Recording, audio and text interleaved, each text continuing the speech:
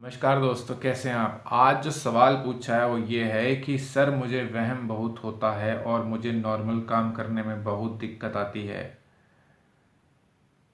तो please guide करें कि ऐसा क्यों है। मैं एस्ट्रोलॉजी में बिलीव करता हूँ और आपको इसमें नॉलेज है, तो क्या रीजंस हैं इसके और कैसे दूर करें इस समस्या को।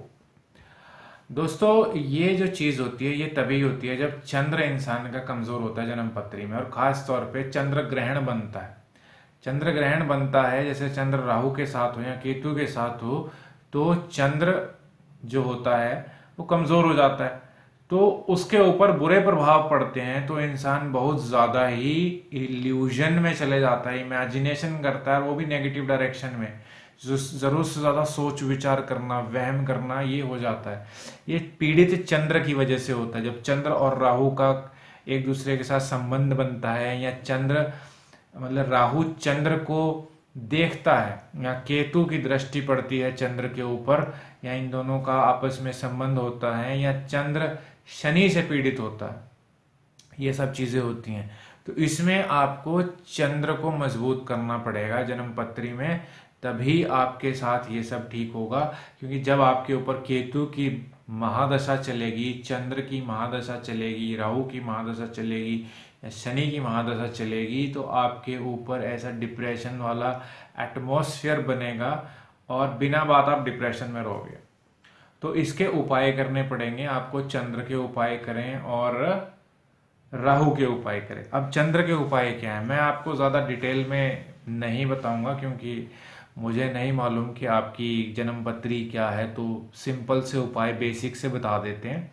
चंद्र का जो उपाय होता है वो सफ़ेद वस्तुओं का दान होता है, जिसमें चावल का दान कर सकते हो, चीनी, दूध, ठीक है, खीर, ये सब चीज़ें सफ़ेद रंग की होती हैं, तो आप इन चीज़ों का दान कर सकते हैं। और ये वैसे तो सोमवार को करते हैं, सोमवार को करेंगे तो शुभ है, लेकिन दूसरे किसी भी दिन कर सकते हैं तब भी आपको फर्क पड़ेगा। लेकिन सोमवार को विशेष तौर पे अगर सोमवार को किया जाता है तो वो शुभ रहता है। लेकिन ऐसा नहीं है कि आप सिर्फ एक ही दिन करेंगे तो ही आपको उसका शुभ फल मिलता है। आप जब आपको श्रद्धा हो, क्योंकि कई लोगों को ओसीडी इस चीज़ का भी होता है, दिनों से संबंधित भी ओसीडी होते हैं लोगों के, ऑब्सेसिव कंपल्सिव डिसऑर्डर जो होते हैं, उसमें वो दिनों का भी वहम बहुत करते हैं। तो आपको जो दिन ठीक लगे उस दिन आप दान कर दो।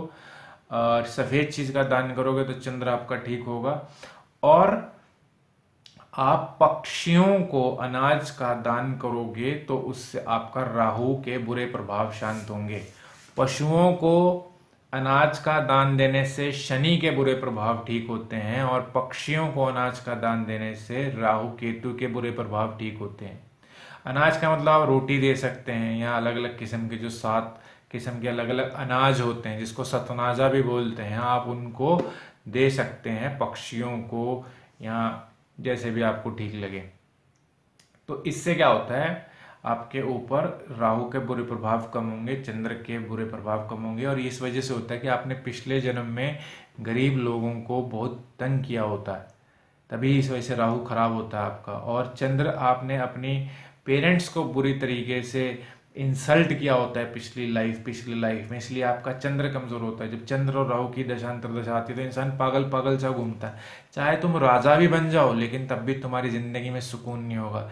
इसलिए अपने पेरेंट्स के साथ बहुत इज्जत तमीज से रहना चाहिए, क्योंकि वो आपके आगे चल के, अगर आप बुरी तरीके से व्यवहार करोगे तो आपके सूर्य और चंद्र खराब कर देंगे, जिसकी वजह से आपको बहुत तकलीफें आती हैं। क्योंकि सूर्य शरीर का कारक होता है, चंद्र दिमाग, ये सबकॉन्शियस माइंड का कारक होता है। तो ये सब कुछ छोटे छोटे से उपाय हैं, आप इनको करिएगा, आपको फ़र्क ज़रूर महसूस होगा। और कुछ पूछना चाहते हो तो कमेंट सेक्शन में पूछ लीजिएगा। Thank you.